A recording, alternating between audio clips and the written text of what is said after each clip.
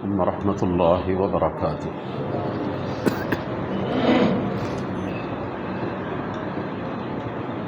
ان الحمد للہ نحمده ونستعینه ونستغفره ونعوذ باللہ من شرور انفسنا ومن سیئات اعمالنا، من يهده الله فلا مضل له ومن يضلله فلا هادي له،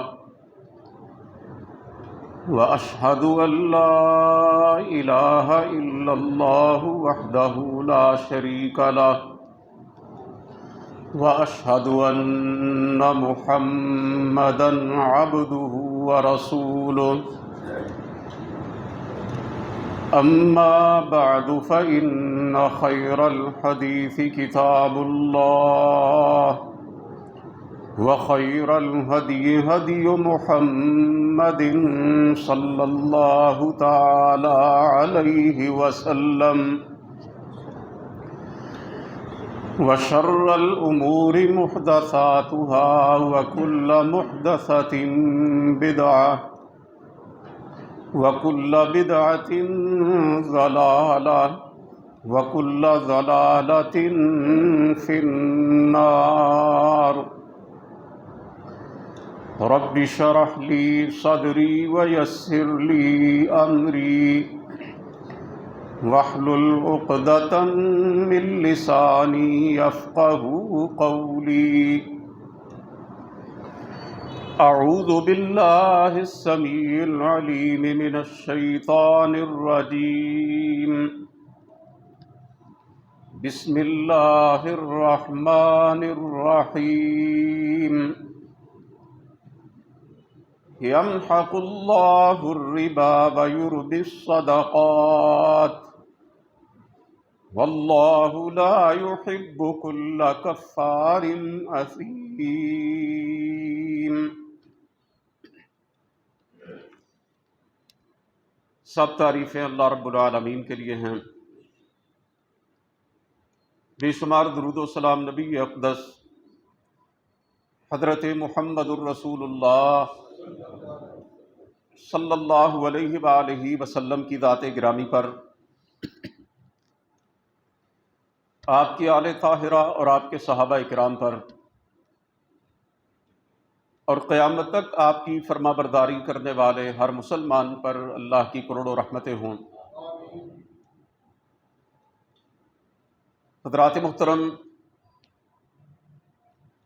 گزشتہ خطبہ جمعۃ المبارک میں سود کی قباحت اور شناعت کے حوالے سے قرآن و سنت کی روح سے کچھ گزارشات و معروضات میں نے آپ کی خدمت میں پیش کی تھی۔ آج بھی اسی سلسلے کو آگے بڑھاتے ہوئے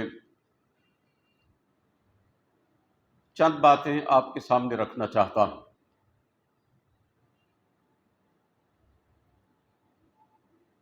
سود کی سب سے بڑی قباحت اور سب سے بڑی خرابی یہ ہے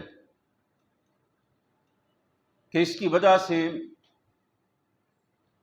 معاشرے سے خدا ترسی، ہمدردی اور خلق خدا کے ساتھ محبت اٹھ جاتی ہے، اور اس کی جگہ سنگ دلی، خود غرضی، ظلم اور ناانصافی معاشرے میں پیدا ہوتی ہے۔ ایک سود خور انسان لوگوں کو تڑپتے ہوئے دیکھتا ہے، بھوک اور پیاس سے بلکتے ہوئے دیکھتا ہے، انسانوں کو مختلف مجبوریوں میں جکڑا ہوا دیکھتا ہے، بندگان خدا کو مختلف دکھوں اور تکلیفوں میں دیکھتا ہے، تو اس کے دل میں کوئی رحم پیدا نہیں ہوتا، بلکہ وہ اس قدر سخت دل ہو جاتا ہے کہ اسے صرف اور صرف اپنے پیسے سے غرض ہوتی ہے، اسے اپنا مال زیادہ سے زیادہ بڑھانے کی فکر ہوتی ہے۔ اگر میں یہ بھی کہوں تو غلط نہیں ہوگا کہ سود خور انسان دیکھنے میں تو انسان ہی ہوتا ہے، لیکن اپنی جبلت اور فطرت کے اعتبار سے وہ بھیڑیا ہوتا ہے۔ جیسے ایک بھیڑیا کمزور جانوروں کو چیرتا اور پھاڑتا ہے، اسی طرح ایک سود خور انسان اپنی مجبوریوں اور معذوریوں میں جکڑے ہوئے اللہ کے کمزور بندوں کو، معاشی طور پر گرے ہوئے بندوں کو نوچتا ہے، ان کا استحصال کرتا ہے، ان کی مجبوریوں سے ناجائز فائدہ اٹھاتا ہے۔ اس کے نتیجے میں وہ مال و دولت کا حریص بن جاتا ہے، اور یہ حرص اور طمع اتنی بری چیز ہے۔ سرکار دو عالم صلی اللہ علیہ وسلم نے فرمایا، ما ذئبان جائعان ارسلا فی غنم بافسد لها من حرص المرء علی المال والشرف لدینہ۔ دو بھوکے بھیڑیے اگر بکریوں کے ریوڑ میں چھوڑ دیے جائیں، آپ ذرا غور کریں کہ میں نے بھی سود خور کو بھیڑیے سے تشبیہ دی۔ اس حدیث پاک میں سرکار دو عالم صلی اللہ علیہ وسلم نے مال و دولت کی حرص اور لالچ کے حوالے سے بھیڑیے کی ہی مثال دی کہ دو بھوکے بھیڑیے بکریوں کے ریوڑ میں چھوڑ دیے جائیں تو وہ ان کا اتنا نقصان نہیں کرتے جتنا دنیا کے مال اور عہدے کی ہوس انسان کے دین کا نقصان کرتی ہے۔ جو شخص دنیا کے مال و منال کی محبت پہ اندھا ہو جائے اور دنیا کے عہدے اور منصب کے لالچ میں دیوانہ ہو جائے، اسے حلال اور حرام کا کوئی خیال نہیں رہتا، جائز اور ناجائز کی بحث اس کے لیے فضول ہوتی ہے، شریعت کے قاعدے اور ضابطے اس کے لیے بے معنی ہوتے ہیں، قرآن و سنت کے احکامات اس کے لیے پرے کاہ کے برابر بھی اہمیت نہیں رکھتے، اسے صرف اور صرف اپنے مال کی بڑھوتری کی فکر ہوتی ہے۔ رسول کریم صلی اللہ علیہ وسلم نے فرمایا، ابن آدم کو اگر مال کی ایک وادی مل جائے تو وہ کہے گا کہ مجھے دوسری مل جائے۔ اس طریقے سے اس کی یہ ہوس بڑھتی رہتی ہے، اور آپ نے فرمایا اس کے پیٹ کو قبر کی مٹی کے سوا کوئی چیز نہیں بھر سکتی۔ یہ دنیا کے مال و منال کے طمع اور لالچ کی کیفیت ہے، اور جو سود خور ہوتا ہے وہ اس حوالے سے بدترین انسان ہوتا ہے۔ دنیا کے مال میں جس قدر وہ پاگل ہوتا ہے کوئی اور پاگل نہیں ہوتا ہے۔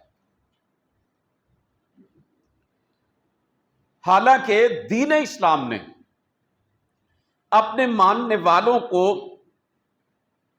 لوگوں کی مجبوریوں اور کمزوریوں سے فائدہ اٹھا کر ان سے سود لینے، سود کھانے کی بجائے قرض حسن کی تعلیم دی ہے کہ لوگوں کو قرض دیا جائے، اور پھر یہ بھی بتلایا کہ اگر مقروض تنگ دست ہے تو اس کو مہلت دی جائے، اور اگر وہ بہت غریب ہے، قرض ادا ہی نہیں کر سکتا تو اسے معاف کر دیا جائے۔ حضرت ابو ہریرہ رضی اللہ تعالیٰ عنہ فرماتے ہیں کہ رسول کریم صلی اللہ علیہ وسلم نے پہلی امتوں کے ایک شخص کا واقعہ بیان کیا۔ امیر آدمی تھا، کھاتا پیتا بندہ تھا،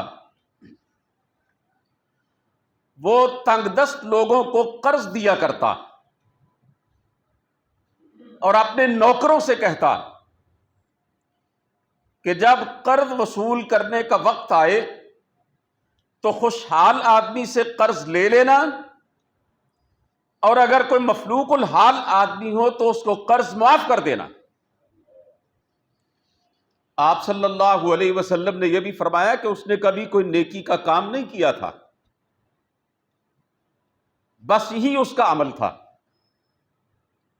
جب دنیا سے چلا گیا، اللہ رب العزت نے اس سے پوچھا کہ ہاں بھائی، کوئی نیکی ہے تیرے پاس؟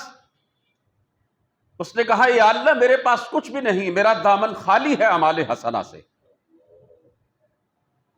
ہاں میں صرف اتنا کرتا تھا کہ تیرے تنگ دست بندوں کو قرض دیتا اور اپنے ملازموں سے کہتا کہ امیر آدمی سے قرض لے لینا، غریب آدمی سے درگزر کرنا، اسے قرض معاف کر دینا۔ اور یا اللہ میں صرف اس لیے ایسا کرتا تھا کہ میں تیرے بندوں کو معاف کرتا ہوں، اللہ مرنے کے بعد تو مجھے معاف کر دے۔ سرکار دو عالم صلی اللہ علیہ وسلم نے فرمایا اللہ تعالیٰ نے اس کے بارے میں حکم دیا کہ جا میں نے تجھے معاف کر دیا۔ یعنی آپ غور کریں کہ کہاں یہ سودی معیشت، کہاں یہ سود کی لعنت کہ کمزوروں، غریبوں اور مفلوق الحال لوگوں کا خون چوسا جائے، اور کہاں یہ صورتحال کہ غریبوں، کمزوروں اور محتاجوں کی مدد کی جائے۔ اس کا موبائل بند کروائیں۔ اللہ رب العزت نے قرآن کریم میں یہ بات ارشاد فرمائی، یمحق اللہ الربا ویربی الصدقات، یہ آیت میں نے پہلے بھی پڑھی تھی کہ اللہ سود کو مٹاتا ہے اور صدقات کو بڑھاتا ہے۔ کثرت زیادتی کو کہا جاتا ہے، کسی چیز کی فراوانی کو کہا جاتا ہے، کسی چیز کے وافر مقدار میں ہونے کو کہا جاتا ہے، اور برکت کا مطلب ہے جم جانا اور نہ نکلنا۔ کثرت اور برکت یہ دو الگ الگ چیزیں ہیں۔ اگر کسی شخص کے پاس مال بہت زیادہ ہے، یہ نہیں کہا جائے گا کہ اس کے پاس برکت ہے، لیکن اگر کسی کے پاس مال تھوڑا ہے اور اس سے اس کی تمام ضروریات پوری ہوتی ہیں، اس کے بارے میں کہا جائے گا کہ یہ برکت ہے۔ سود کے مال میں برکت نہیں ہوتی، بظاہر کثرت ہوتی ہے، اللہ اس کو مٹا دیتا ہے، ختم کر دیتا ہے۔ میں ایک مثال عرض کرتا ہوں۔ ایک شخص کے پاس کروڑوں روپیہ ہے، حرام کے ذریعے اکٹھا کیا، سود کے ذریعے جمع کیا، اور اس کے گھر میں اس کی بیوی بیمار ہے، بچہ بیمار ہے، ہر ماہ لاکھوں روپیہ ان کی تیمارداری پہ، ان کے علاج معالجے پہ اٹھ جاتا ہے۔ بالآخر وہ حرام خور اور سود خور ان خرچوں کی وجہ سے اپنا سارا مال اس سے محروم ہو جاتا ہے، کوڑی کوڑی کا محتاج ہو جاتا ہے۔ اور دوسری طرف ایک عام سا بندہ ہے، حلال طریقے سے اپنی روزی کماتا ہے، اور اللہ تعالیٰ نے اسے، اس کے اہل و عیال کو صحت اور عافیت سے نوازا ہے۔ اللہ تعالیٰ محفوظ رکھے، کوئی کینسر نہیں اس کے گھر میں، کوئی اور مہلک مرض نہیں اس کے اہل و عیال میں، کوئی اور مسئلہ نہیں ہے ایسا۔ تھوڑے پیسوں میں اس کی ساری ضروریات پوری ہوتی ہیں، اپنا اور اپنے بال بچوں کا پیٹ پالتا ہے، کھاتا پیتا ہے۔ عرض کرنا یہ چاہتا ہوں کہ برکت کس کے پاس ہے، اس کروڑ پتی کے پاس یا اس عام آدمی کے پاس؟ اللہ تعالیٰ سے مال و دولت کی کثرت کا سوال نہیں کرنا چاہیے، بلکہ پروردگار عالم سے برکت کا سوال کرنا چاہیے۔ آپ اکثر یہ دیکھتے ہیں کہ تھوڑی بارش اکثر اوقات میں باعث برکت ہوتی ہے، اور بہت زیادہ بارش اکثر اوقات میں عذاب کا سبب بنتی ہے۔ ہمارے ملک میں اس وقت جو بدترین سیلابی کیفیت ہے، اس کے پیچھے کئی اسباب موجود ہیں۔ حکمرانوں کی بد انتظامی ہے، آبی وسائل کے حوالے سے ان کی مس مینجمنٹ ہے، نااہلی ہے، لیکن ایک سبب بہت زیادہ بارشیں بھی ہیں۔ ان علاقوں میں کثرت سے بارشیں ہوئی ہیں، تو کیا یہ برکت کا باعث بنی ہے؟ یہ تو زحمت کا باعث بنی ہے۔ اللہ رب العزت سے اس مال کا سوال کرنا چاہیے کہ جس کے اندر برکت ہو، جس پہ ٹھہراؤ ہو، جس کے ذریعے ساری ضروریات پوری ہوں۔ میرے بھائیوں، اسلام کی تعلیم یہ ہے کہ دولت کو معاشرے کے اندر پھیلایا جائے، دولت چند ہاتھوں میں نہ سمٹے، ارتکاز دولت معاشرے کے اندر موجود نہ ہو، بلکہ وہ دولت گردش میں آئے، زیادہ سے زیادہ لوگوں تک پھیلے۔ آپ جانتے ہیں کہ زکوٰۃ فرض ہے، ہر سال مال میں سے 2.5% نکالنا ایک مسلمان پہ لازم ہے۔ اس کے علاوہ نفلی صدقات کا حکم دیا گیا ہے، قرآن کریم آپ بار بار پڑھتے ہیں، اس میں سینکڑوں مرتبہ انفاق فی سبیل اللہ کا حکم دیا گیا ہے۔ مسکینوں، یتیموں، مسافروں، مقروضوں، غلاموں کو آزاد کروانے میں، رشتہ داروں کو دینے کا حکم دیا گیا ہے۔ قرآن کریم کے ابتدا کے اندر ہی اللہ فرماتے ہیں وَمِمَّا رَزَقْنَاهُمْ يُنْفِقُونَ، ہمارے متقی بندے، پرہیزگار بندے ہماری راہ میں خرچ کرتے ہیں۔ آپ قرآن عزیز کا مطالعہ کریں، جہاں بھی اللہ حکم الحاکمین نے اپنے مومن بندوں کی صفات بیان کی، ایک صفت کا تذکرہ لازمی طور پر کیا کہ وہ ہماری راہ میں خرچ کرنے والے ہوتے ہیں۔ بخل اور کنجوسی کی شدت کے ساتھ ممانعت کی گئی، اور اس کی بڑی قباحت بیان کی گئی ہے۔ زکوٰۃ اور صدقات کی حکمت قرآن کریم میں یہ بتلائی گئی کئی لا یکون دولۃ بین الاغنیاء منکم، یہ اس وجہ سے ہے کہ زکوٰۃ دو، صدقات دو، تاکہ دولت تمہارے امیروں کے درمیان ہی گردش نہ کرتی رہے، کھاتے پیتے لوگوں کے درمیان ہی نہ یہ گھومتی رہے، یہ چند ہاتھوں میں نہ سمٹ جائے، بلکہ یہ معاشرے کے اندر ہر امیر اور غریب تک پہنچے اور تمام لوگ اس سے فائدہ اٹھائیں۔ سود کے ذریعے دولت سمٹتی ہے، چند سود خوروں کے ہاتھ میں جاتی ہے۔ یہ جو موجودہ بینکاری کا نظام ہے، بظاہر بڑا خوشنما نظر آتا ہے، لوگ اس میں اپنے پیسے جمع کرواتے ہیں، بینک اس پہ پروفٹ دیتے ہیں۔ کہا یہ جاتا ہے کہ لوگوں کی جمع کردہ رقوم سے کاروبار کیے جاتے ہیں، انہیں بزنس میں لگایا جاتا ہے، حالانکہ زیادہ تر بات یہ بے بنیاد ہے اور غلط ہے۔ لوگوں کے پیسوں کو بینک سود پہ قرض کی صورت میں دیتے ہیں، اور اس پر ایک طے شدہ شرح سے یہ پروفٹ دیتے ہیں، جو کہ سود کا ہی دوسرا نام ہے۔ اور اسی طرح سے پیسہ لوگ بینکوں میں جمع کرواتے ہیں، فکس ڈپازٹ جسے کہا جاتا ہے۔ کوئی سرکاری ملازم ریٹائر ہوا، اسے واجبات ملے 50 لاکھ کروڑ 1.5 کروڑ، وہ جناب بینک میں جمع کروا دیتا ہے، اور ہر مہینے اسے اس پہ سود ملتا ہے۔ عام افراد بھی اپنا پیسہ بینکوں میں جمع کروا دیتے ہیں، انہیں ایک خاص ریشو سے بینکوں کی طرف سے سود دیا جاتا ہے، بینک سود لیتے بھی ہیں، سود دیتے بھی ہیں۔ عرض یہ کرنا چاہتا ہوں کہ لاکھوں کروڑوں افراد معاشرے کے بینکوں میں اپنا پیسہ جمع کروا دیتے ہیں، اس سے کاروبار نہیں کرتے، بزنس نہیں کرتے، تجارت نہیں کرتے، گھر بیٹھ کے کہتے ہیں ہم فارغ رہیں، کام کاج نہ کریں، دوڑ دھوپ نہ کریں، اپنے بزنس اور کاروبار میں ہم اپنی صلاحیتیں نہ کھپائیں، بغیر محنت کے جب ہمیں مل جاتا ہے بقدر ضرورت تو ہمیں کام کاج کرنے کی کیا ضرورت ہے؟ اس کا نتیجہ کیا ہوتا ہے؟ دولت چند ہاتھوں میں سمٹتی ہے، ارتکاز دولت ہوتا ہے، انڈسٹری نہیں چلتی، کاروبار نہیں چلتا، تجارت آگے نہیں بڑھتی، لوگوں کو روزگار نہیں ملتا۔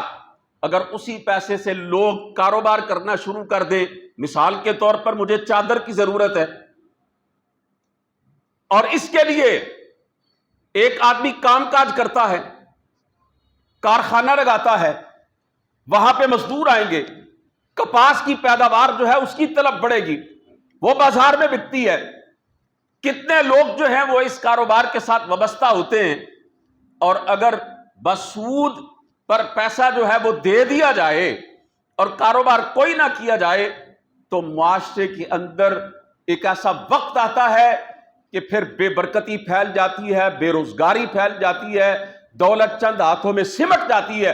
اور یہ جو بینکوں کا پورا نظام ہے، خدا کی قسم اٹھا کے کہتا ہوں، اسی سسٹم کی وجہ سے ہمارے ملک کا اشرافیہ چند فیصد لوگ پورے ملک کے وسائل اور دولت پر قابض ہیں، اور 80% سے زیادہ دولت ان کے پاس ہے، کروڑوں لوگ جو ہیں وہ باقی جو ملک کی 20% دولت اور وسائل ہیں اس سے فائدہ اٹھا رہے ہیں۔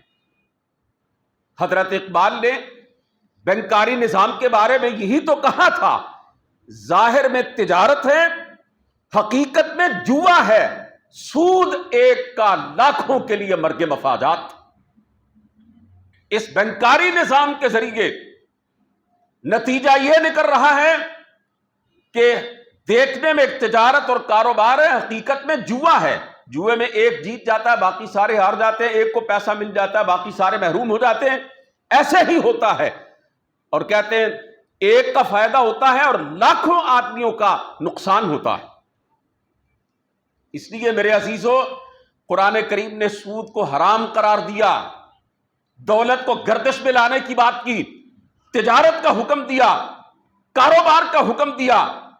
صحابہ کرام رضوان اللہ تعالی علیہم اجمعین کی تاریخ جب پڑھی جاتی ہے اور ان کی سیرت کا جب مطالعہ کیا جاتا ہے تو یہ بات واضح طور پر سامنے آتی ہے کہ صحابہ کرام نے اپنے مال اور دولت کو تجارت اور کاروبار کے اندر لگایا۔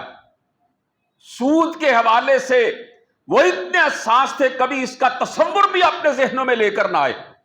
اللہ نے ان کو بڑے بڑے کاروبار دیے، بڑا بڑا مال دیا۔ بعد میں تابعین، تبع تابعین، ائمہ کرام، ہمارے اسلاف اسی راستے پر چلتے رہے۔ حضرت امام ابو حنیفہ رحمہ اللہ، امت میں کتنا اونچا نام ہے ان کا، کتنا زندہ اور روشن نام ہے حضرت امام کا۔ ایک دفعہ ایک جنازہ پڑھنے کے لیے گئے، اور یہ یاد رکھیں کہ صرف عالم دین نہیں تھے، صرف مدرسے میں بیٹھ کے پڑھانے والے نہیں تھے، بلکہ اپنے دور کا جو سب سے مہنگا اور قیمتی کپڑا تھا اس کے تاجر تھے، کروڑ پتی آدمی تھے اپنے دور کے اور اپنے شہر کے۔ ایک دفعہ ایک جنازہ پڑھنے کے لیے گئے، سخت گرمی تھی، دھوپ کی شدت تھی، پاس ہی ایک مکان تھا، اس کی دیوار کا سایہ موجود تھا۔ لوگوں نے کہا کہ جناب امام آپ اس مکان کی دیوار کے سائے تلے آ جائیں۔ کہنے لگے نہیں، یہ مکان جس آدمی کی ملکیت ہے اس نے مجھ سے قرض لیا ہوا ہے، اور رسول کریم صلی اللہ علیہ وسلم نے فرمایا ہے کہ جس شخص کو قرض دیا جائے پھر اس قرض سے جس نے قرض دیا ہے وہ کوئی فائدہ حاصل کرے تو یہ بھی سود کے زمرے میں آتا ہے۔ میں نہیں چاہتا کہ جو میرا مقروض ہے میں اس کے مکان سے فائدہ اٹھاؤں، کہیں اللہ کے رسول کے فرمان کی زد میں نہ آ جاؤں۔ تصور کیجئے۔ اور دوسری طرف ان کا عالم یہ تھا، ایک شخص نے 10,000 درہم قرض لیا تھا ان سے، حضرت امام ابو حنیفہ رحمۃ اللہ علیہ سے۔ راستے پر جا رہے تھے، وہ شخص آپ کو دیکھ کے تو چھپ گیا، اس نے امام صاحب کی نظروں سے اوجھل ہونے کی کوشش کی، اس کے قریب جا کے کہتے ہیں کہ بھائی تم مجھے دیکھ کر راستہ کیوں بدل رہے تھے، چھپنے کی کوشش کیوں کر رہے تھے؟ کہنے لگا حضرت میں نے آپ کا 10,000 دینا ہے، شرمندگی ہے، خجالت ہے، آپ کی باز پرس کا خوف تھا، اس وجہ سے میں چھپنے کی کوشش کر رہا تھا۔ حضرت امام ابو حنیفہ رحمت اللہ علیہ نے فرمایا او جا اللہ کے بندے، میں نے تیرا قرض تجھے معاف کر دیا، اور میری وجہ سے جو خوف تجھے آیا اور جو شرمندگی ہوئی میں اس پہ تجھ سے معذرت چاہتا ہوں، مجھے معاف کر دینا۔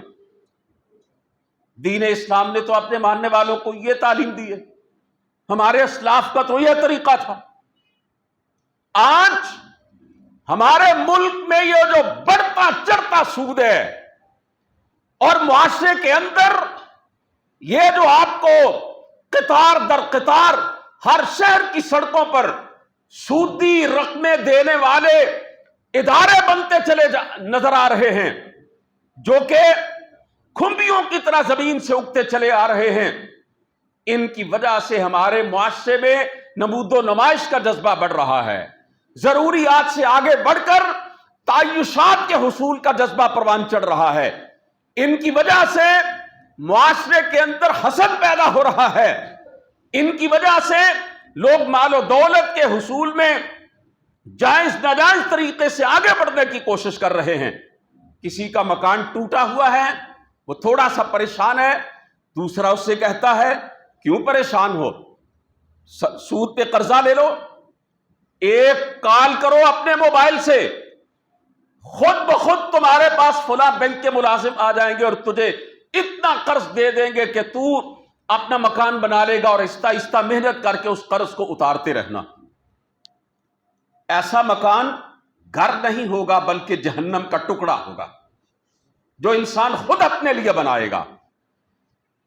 ایک آدمی ہے، بیٹی کی شادی کرنا چاہتا ہے، پریشان ہے، دوسرا اسے مشورہ دیتا ہے فلاں جو ادارہ کھلا ہے شہر میں وہاں سے تو قرض لے لے، بیٹی کی شادی کر دینا، خواہ مخواہ پریشانی میں پڑنے کی کیا ضرورت ہے۔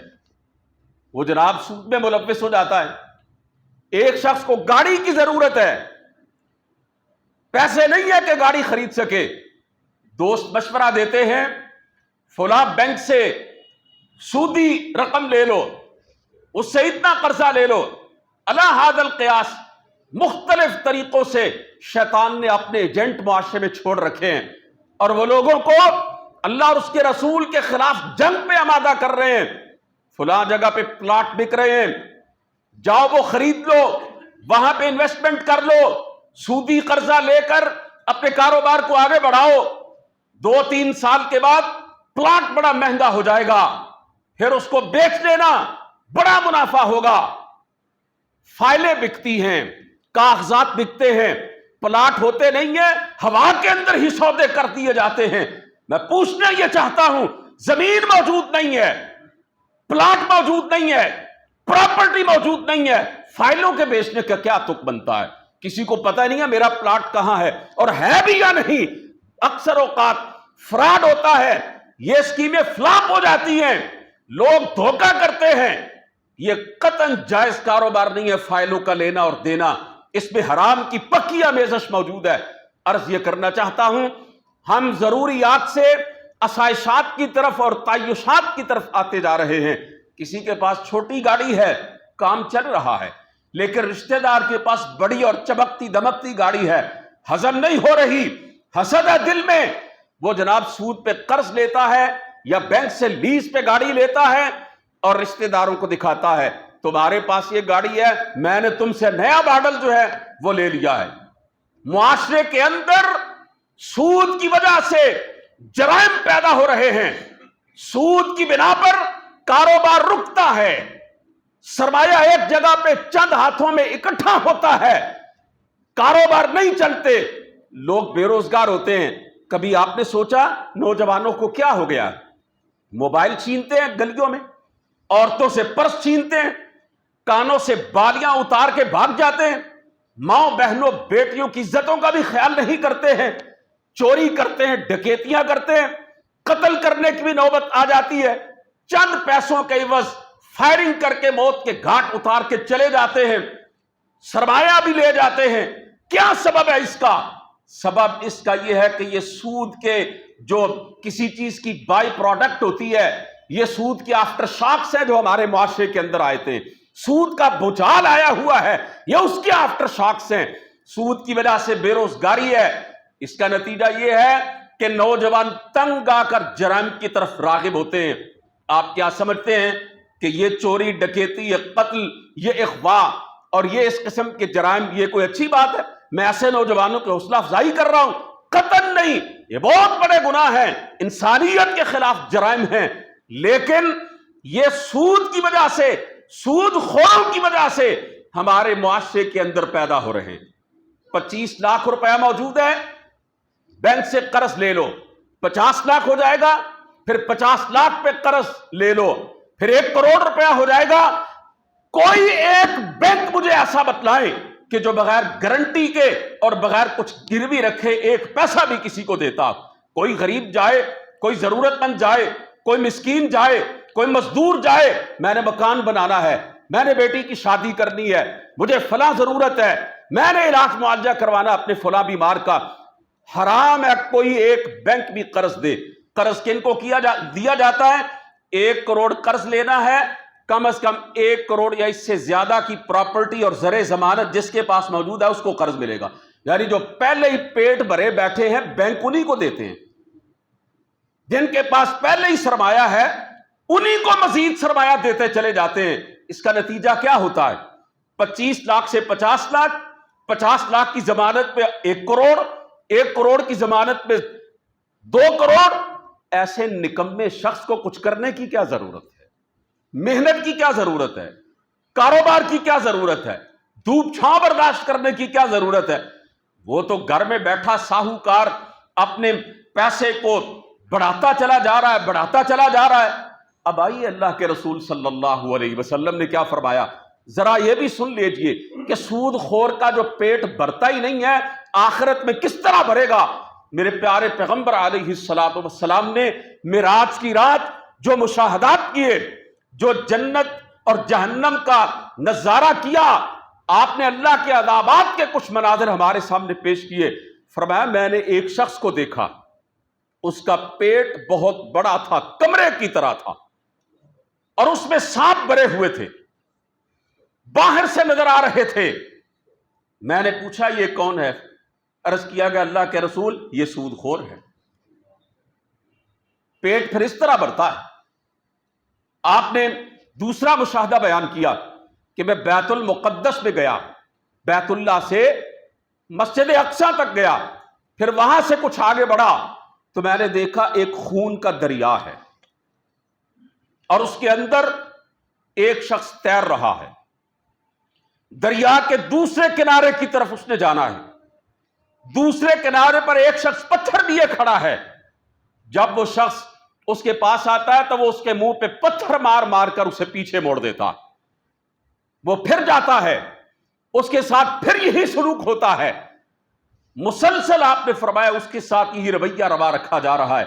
میرے آقا فرماتے ہیں میں نے پوچھا یہ کون ہے بدبخت؟ مجھے بتلایا گیا کہ یہ سود کھانے والا ہے۔ سود اللہ اور اس کے رسول کے خلاف اعلان جنگ ہے، قرآن کریم کی آیت ہے۔ 2 جرائم ہیں جن کو اللہ اور اس کے رسول کے خلاف جنگ کے برابر قرار دیا گیا ہے۔ ایک تو سود، پچھلے جمعے تفصیل سے عرض کیا تھا، دوسرا ہے اللہ کے کسی ولی کے ساتھ دشمنی کرنا۔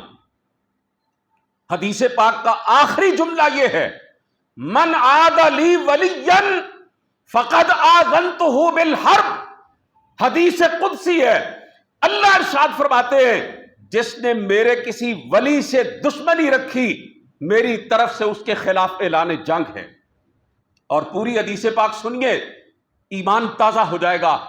سرکار دو عالم صلی اللہ علیہ وسلم نے فرمایا، اللہ فرماتے ہیں کہ میرا کوئی بندہ ان فرائض کی ادائیگی کے علاوہ میرا اتنا قرب حاصل نہیں کرتا جو میں نے اس پر عائد کیے، نماز، روزہ، حج، زکوٰۃ، یہ فرائض سب سے زیادہ اللہ کا قرب ان کے ذریعے حاصل ہوتا ہے۔ پھر فرمایا کہ اللہ فرما رہے ہیں، حدیث قدسی ہے کہ میرا بندہ نوافل کے ذریعے میرے قریب ہوتا چلا جاتا ہے، حتیٰ کہ میں اس کے ہاتھ بن جاتا ہوں جن سے پکڑتا ہے، میں اس کے پاؤں بن جاتا ہوں جن سے وہ چلتا ہے، میں اس کے کان بن جاتا ہوں جن سے وہ سنتا ہے، میں اس کی آنکھیں بن جاتا ہوں جن سے وہ دیکھتا ہے۔ اس کا مطلب کیا ہے؟ اللہ فرماتے ہیں میں اپنے اس بندے کے اعضائے جسمانی کو اپنی اطاعت اور فرما برداری میں لگا دیتا ہوں، پھر وہ میری نافرمانی نہیں کرتا، اور جو اللہ کی نافرمانی نہیں کرتا وہ اللہ کا ولی ہے۔ اللہ کے رسول نے فرمایا، اللہ فرماتے پھر میرا وہ بندہ مجھ سے مانگتا چلا جاتا ہے، میں اس کو عطا کرتا چلا جاتا ہوں۔ اس حدیث پاک کا آخری جملہ ہے، اللہ فرماتے ہیں جس نے میرے کسی ولی سے دشمنی رکھی اس کے خلاف میری طرف سے اعلان جنگ ہے۔ ایک اللہ کے ولی سے بغض رکھنے والا اور ایک سود کھانے اور کھلانے والا، ان دونوں جرائم کا ارتکاب کرنے والوں کو اللہ کی طرف سے اعلان جنگ ہے۔ تو اللہ سے جنگ کر کے کون جیت سکتا ہے؟ ملتان کا ایک واقعہ ہے کہ ایک حکیم تھا، دکان تھی اس کی، بظاہر نمازی بھی تھا، عام معنوں میں وہ نیکوکار آدمی تھا، مر گیا۔ اور کس طریقے سے کہ رات کو اچانک اٹھا، اس نے اپنے پیٹ پہ ہاتھ رکھا، درد کی شدت سے بے قرار ہو گیا، تھوڑی دیر کے بعد اس کا پیٹ پھٹ گیا، غلاظت باہر نکلی اور اتنی بدبو پھیلی کہ گھر والے اور گلی محلے والے بھی اسے برداشت نہ کر سکے، کچھ لوگ بے ہوش ہو گئے۔ بلدیہ کے کارکنوں نے آ کر اس کی لاش کو ٹھکانے لگایا۔ اگلے دن لوگوں میں چہ گوئیاں شروع ہوئیں، کیا سبب تھا؟ اس آدمی کا یہ حشر کیوں ہوا؟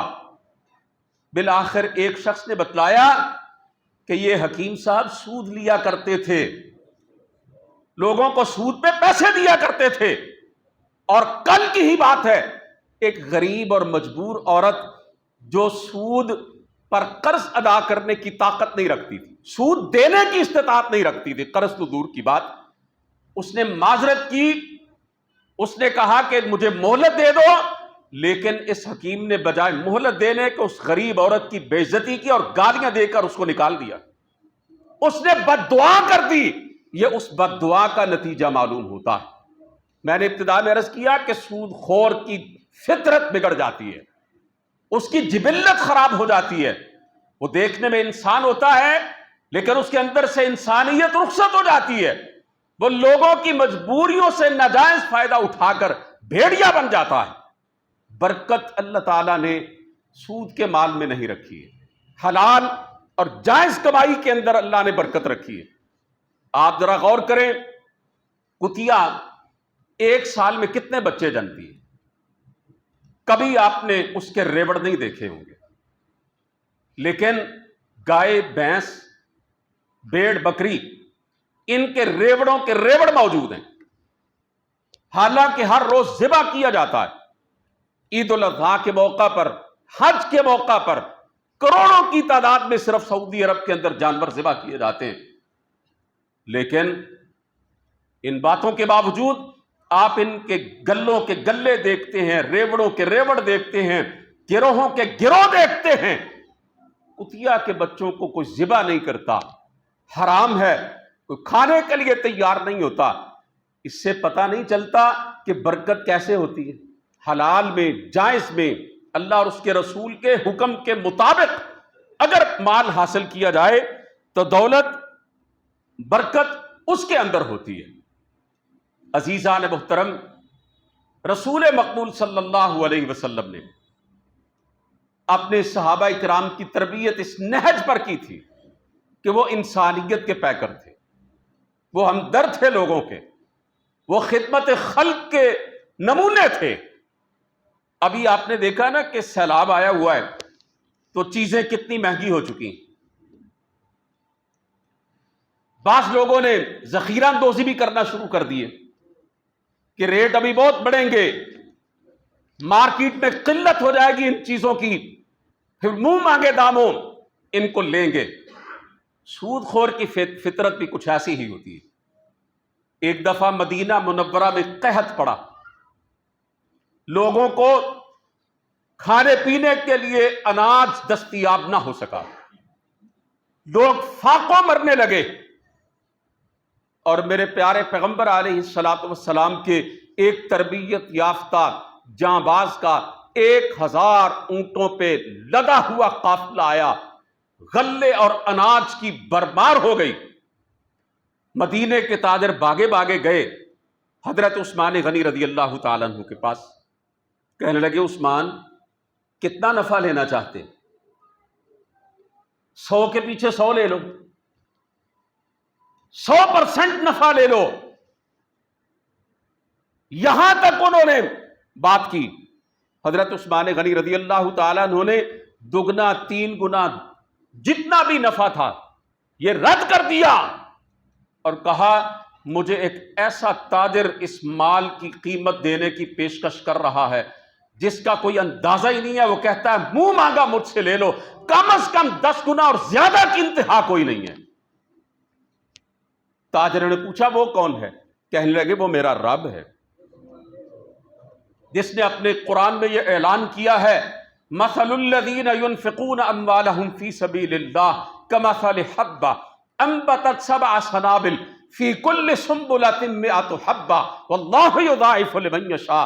میرا رب کہتا ہے کہ جو لوگ میری راہ میں اپنا مال خرچ کرتے ہیں ان کی مثال ایسے ہے جیسے ایک بالی جس میں 100 دانے ہوں، 7 بالیاں 100 دانے، ایک دانے سے 700 گنا۔ فرمایا جو میری راہ میں اپنا مال خرچ کرتا ہے 1 روپیہ خرچ کرے 700 کے برابر، واللہ یضاعف لمن یشاء، اور اللہ فرماتے ہیں جس کے لیے چاہتا ہوں یہ قاعدہ کلیہ توڑ کر اور بھی زیادہ عطا کر دیتا ہوں۔ حضرت عثمان غنی رضی اللہ تعالیٰ عنہ نے کہا میرا رب بے حساب منافع کا اعلان کر رہا ہے۔ یہ کہا اور 1000 اونٹ جو غلے سے لدے ہوئے تھے سارے ساز و سامان سمیت مدینے کے غریبوں مسکینوں میں تقسیم کر دیا، اور کہا جس کو جتنا ضرورت ہے وہ لے جائے۔ اسلام تو اپنے ماننے والوں کی یہ فطرت بنا رہا ہے، انہیں انسانی ہمدردی کا پیکر بنا رہا ہے، جبکہ سود کے ذریعے تو ذلت اور رسوائی معاشرے کے اندر بڑی تیزی کے ساتھ آتی ہے، انسانی اقدار، اعلی اخلاقی اقدار دم توڑ جاتی ہیں۔ اس لیے میرے عزیزوں سود کی لعنت کو سمجھنے کی کوشش کرو۔ اس کی جو مروجہ شکلیں ہیں، 1.5 سال پہلے میں نے بڑی بڑی اور چھوٹی چھوٹی جو سودی کاروبار کی شکلیں ہیں اور سودی جو نظام رائج ہے اس کی جو صورتیں ہیں وہ آپ کے سامنے رکھی تھی۔ کوئی بھی شخص یہ کہے کہ یہ کام آپ کر لیں، اس طریقے سے آپ پیسہ لے لیں، کسی مستند عالم دین سے رجوع کریں، قرآن و سنت کی روشنی میں مسئلے کو سمجھیں اور پھر آگے قدم بڑھائیں۔ ہمارے معاشرے میں رخصتیں لینا معمول بنتا چلا جا رہا ہے، عزیمت ختم ہوتی چلی جا رہی ہے، شریعت کی پابندی مٹتی چلی جا رہی ہے، اور اباحیت دن بدن جنم لے رہی ہے۔ رخصتوں کا راستہ انسان کو آہستہ آہستہ پھر بے عملی اور کوتاہی کی طرف لے کے جاتا ہے، جبکہ عزیمت کا راستہ انسان کو نیکی اور بھلائی کے طریقے پر گامزن رکھتا ہے۔ اپنی تھوڑی سی دنیا بنانے کے لیے اپنی آخرت کو برباد کرنا یہ عقل مندی نہیں ہے، یہ دانش مندی نہیں ہے۔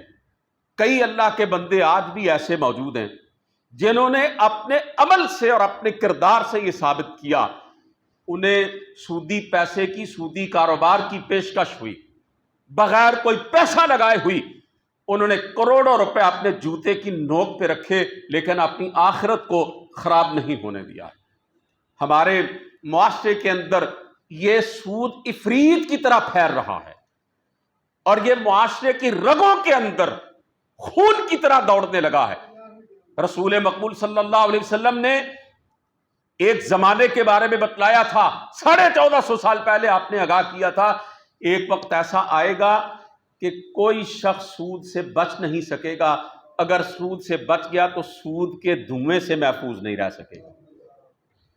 آج ہم میں سے ہر شخص کسی نہ کسی طرح سود کے دھوئیں اور غبار کے اندر اس کی لپیٹ میں آیا ہوا ہے۔ وہ دل سے نہ بھی چاہے سود میں انوالو ہونا، لیکن وہ بمرے مجبوری ہو رہا ہے۔ اللہ ایسے لوگوں کو معاف کریں گے کہ جو سود کو حرام سمجھتے ہیں، اس کے قریب بھی نہیں جاتے لیکن مجبور ہیں۔ ایک فیکٹری بنی ہے، بینک سے سودی قرضہ لے کے بنی ہے، تو ظاہری بات ہے کاروبار جائز نہیں ہے، لیکن کپڑا پہننا ایک ضرورت ہے نا جی، مجبوری ہے۔ اگر اس مل کا کپڑا کوئی بندہ پہنے گا، سود کا دھواں تو اس کی ناک میں گیا، لیکن اللہ رب العزت اپنی رحمت سے معاف کریں گے۔ ایسے کئی مسائل ہیں، لیکن جو صریح سود ہے اس میں تو کسی مسلمان کو ملوث نہیں ہونا چاہیے۔ اس میں تو سوچنے کا بھی، میں کہتا ہوں سوچنا بھی گناہ ہے۔ اللہ کے رسول کی یہ حدیث پاک آپ نے سنی ہے، لعن رسول اللہ صلی اللہ علیہ وسلم آکل الربا وموکلہ وکاتبہ وشاہدہ۔ اللہ کے رسول نے لعنت کی ہے سود کھانے والے پر، کھلانے والے پر، سود کا معاملہ لکھنے والے پر اور گواہ بننے والوں پر، سب پر جو کسی طرح بھی سود میں انوالو ہوتے ہیں، سب پہ اللہ کے رسول نے لعنت کی۔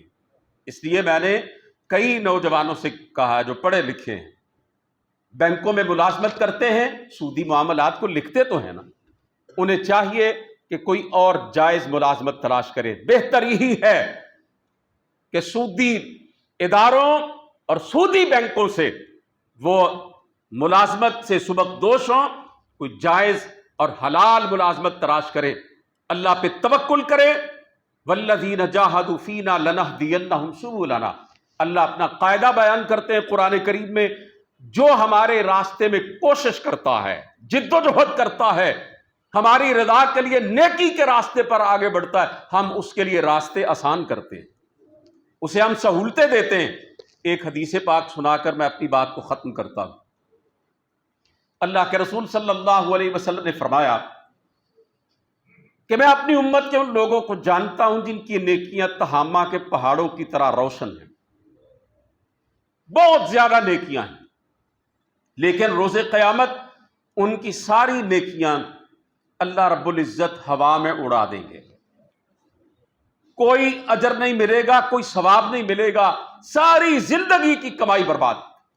صحابہ بڑے حیران ہوئے، اس کا کوئی سبب تو ہوگا نا جی۔ فوراً کہا صفہم لنا جلہم لنا یا رسول اللہ، اللہ کے رسول ذرا وضاحت فرمائیے، ذرا کھول کے بیان کیجئے، ذرا ہمیں واشگاف الفاظ میں سمجھائیے، یہ کون لوگ ہیں اور ایسا کیوں ہوگا ان کے ساتھ؟ فرمایا انہم اخوانکم ومن جلدتکم، یہ تمہارے بھائی بند ہیں، تم میں سے ہی ہوں گے یہ لوگ۔ فیاخذون من اللیل کما تاخذون، جیسے تم رات کی نماز پڑھتے ہو اس طرح رات کی نماز پڑھنے والے ہیں۔ کون سی نماز ہے رات کی؟ نماز تہجد، فرض نمازیں نہیں، تہجدیں پڑھنے والے، عابد شب زندہ دار۔ آپ صلی اللہ علیہ وسلم نے فرمایا یہ بڑے نیک تہجد گزار، نمازی، پابند شریعت، یہ کس وجہ سے ان کی نیکیاں پہاڑوں کی طرح ہوں گی تو ضائع کر دی جائیں گی؟ فرمایا انہم اقوام اذا خلو بمحارب اللہ انتہکوہا، یہ ظالم جب تنہائی میں ہوتے ہیں، اکیلے ہوتے ہیں، کوئی دیکھنے والا نہیں ہوتا، تو حرام چیزوں میں بے دریغ ملوث ہو جاتے ہیں۔ بعض لوگ دیکھنے میں نمازی، پرہیزگار، حلیہ بڑا، صوفیوں والا، لیکن کاروبار کے معاملے میں سوچتے ہی نہیں کیا کر رہے ہیں، سود لیتے اور دیتے ہیں، صریحاً سودی کاروبار کرتے ہیں۔ شاید آپ بھی اپنے معاشرے میں، اپنے گرد و پیش میں کسی ایسے فرد کو جانتے ہو۔ سود کھانے والے کا اللہ کے رسول نے فرمایا کوئی صدقہ قبول نہیں، کوئی خیرات قبول نہیں، اس کی کوئی نیکی قبول نہیں. کوئی اللہ کی راہ میں دیتا ہے تو اللہ تعالیٰ اسے درجہ قبولیت تک نہیں پہنچاتا ہے. میرے بھائیوں، بعض لوگ ایسے ہیں وہ کہتے ہیں نماز اپنی جگہ، کاروبار اپنی جگہ، منشیات کی تجارت کرتے ہیں. اور اللہ کے رسول نے فرمایا ما اسکر کثیرہ فقلیلہ حرام، جس کی زیادہ مقدار نشہ پیدا کرتی ہے اس کی تھوڑی مقدار بھی حرام ہے. حرام چیزوں کا کاروبار کرتے ہیں اور پتہ نہیں کہاں سے انہوں نے یہ شریعت لی ہے کہ کاروبار اپنی جگہ، تجارت اپنی جگہ اور نماز روزہ اپنی جگہ. نماز بھی پڑھتے چلے جاتے ہیں، روزے بھی رکھتے چلے جاتے ہیں، سود بھی کھاتے ہیں، حرام بھی کھاتے ہیں اور کھلاتے ہیں. اللہ سے دعا ہے کہ وہ ہمیں اپنی جناب سے وافر حلال رزق عطا فرمائے. سود سے اور حرام پیسے کی ہر شکل سے اللہ رب العزت ہم سب کو محفوظ رکھے. وما علینا الا البلاغ المبین.